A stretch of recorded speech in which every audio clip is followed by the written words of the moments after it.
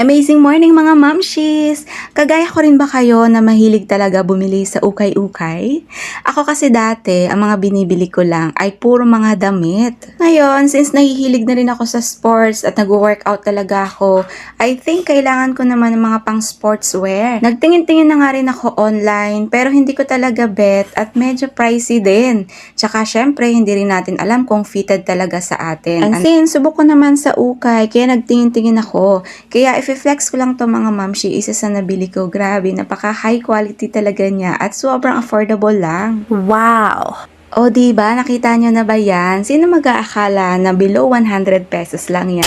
Pero grabe, ang lambot ng tela niya, hindi siya mainit, then makapal pa. Nako, pag nagtingin ka sa mall, nasa 1,000 pesos na yon. Tipid sulit, diba mga mamshi? Kaya excited naman ang person para mag-work